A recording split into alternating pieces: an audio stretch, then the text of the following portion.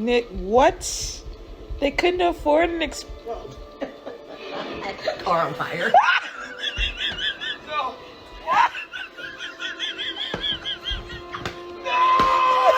Hey goodness. So for a while now, I've been seeing some TikToks about people having Tubi movie nights with their friends, and I was curious because I remember seeing a video by Degenerosity like 2 years ago or something about Tubi. So I decided to watch some few TikToks just to remind me of how ridiculous Tubi movies can be, and I just saw the wildest things. Chloe! I'm just a kid.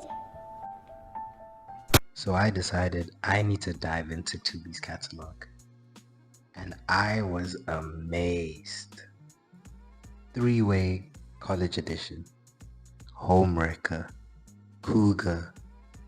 Like wow, I'm so glad that my favorite author style is finally catching on.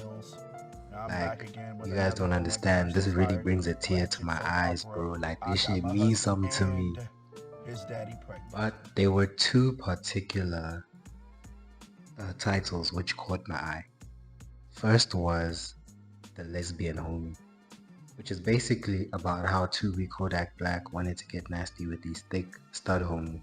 But I'll be honest, this felt less like Tubi and more like the director's cut of a YouTube skit from 2018 or a Vine skit. Like, I don't know what was going on. So I went back to the drawing board and I had to search again for another one. And then I found a gem. Gon' bring them case out, trying to see how it gon' play out.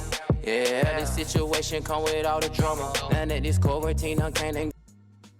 So it starts off with this dude who was in prison for shooting some dude named Rio, and this guy's name is D-Mac.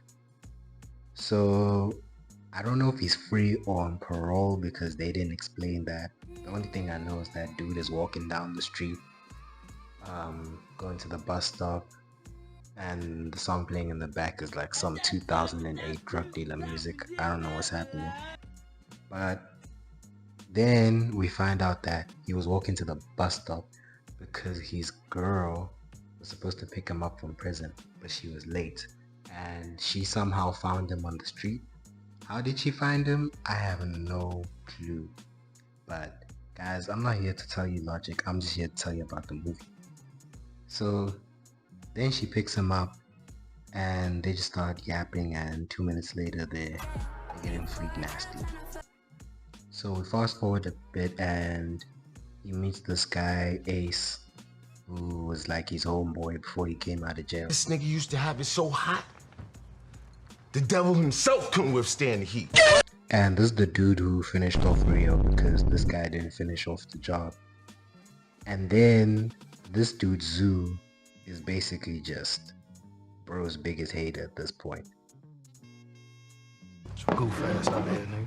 So then we go home and Kiki comes in and finds this dude literally cutting up on the living room table. Dorian, what the fuck is this? And he basically replied to her, "Hey man, I'm trying to do this because I ain't trying to get a job, you feel me?" And then they flirted and whatever, and then he was on some alpha male shit like, "Your little pussy belongs to me. And you're gonna learn to do what I fucking tell you to." And then for the second time they decided to get nasty. Now it's the next day and his girl goes to work, and these two dudes, one of them Zoo and his homie, decide to plot on this guy to get the bricks. And they hold off because they saw his girl, and also they didn't want to go in guns blazing because they were expecting his PO officer since he was on parole, which they only explained now, I guess. I don't know. But his PO arrives and she's here to do an inspection on the house. And then also she says she needs to do a drug test, to determine whether he needs to do weekly check-ins or drug tests regularly or blah blah blah. So then she goes to the bathroom with him while he's peeing in the cup. I don't know if this is illegal or not, but it's Tubi, so I'm just gonna stop asking questions about things that don't make sense. And then after he pees in the cup, she saw he's dead. And then, well, you know. What the fuck? And this is now 20 minutes with the third freaked out scene and minimal plot to actually explain what was happening. Anyway, the two dudes now creep up in his spot and then they rob him in his boxes because he thought it was his PO officer. Yeah. So then now he goes back to Ace, you know, begging for a pack to say like, yo, like, you know, I'm good, bro. Like, let me sell another pack and then I'll pay you back. And Ace was like, nah. You wanna give us? You never give me. You never give me. Or you will give me. No other way. It's actually your girl Kiki. She popping right now. What you mean, ask Kiki? And she popping. Ask her for a low interest loan.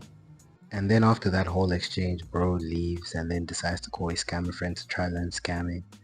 And then we go back to a scene where Zoo returns the bricks to Ace, and then Ace starts glazing Zoo like crazy. And then we go back to D-Mac learning about scamming, and then he tries to go run a scam at a bank. So bro was there, he was chilling, he was actually doing good, and then basically the clerk left and the whole exchange just went down like 3, 2, 1, and scammer get scam buddied. yeah. So let's just say his whole plan wasn't smart. They were trying to pretend to be a whole independent contractor, and she called the company, and obviously there was no one by that name or by the name of the accountant he referred to. So she went and then she called the cops, and bro basically dipped before the police arrived. And then he came back home to find his girl playing guitar for her OF, and bro started tweaking out. And then minutes later he proceeded to cheat on his girl again with the PO once she pulled up, asking about if he had a job, and he just basically said to her like, I am a risk taker. I'm a road runner. Oh, brother, this guy stinks! so then after that he went to the street and he passed some wines that were begging for money, and he was like, nah, I'm down bad, and then proceeded to go to some dudes playing dice and talk to, they actually didn't give us his name, but well, he gave D-Mac a job, I guess. What is the job? Yeah, we don't know that either. But he got a job now, and he went back home to find his girl streaming for OF. Yes, I see you. Hi, Jamie Fenty. I see you. Make sure you guys tip. Woo! Get out! Welcome to my stream. Stay with me, y'all.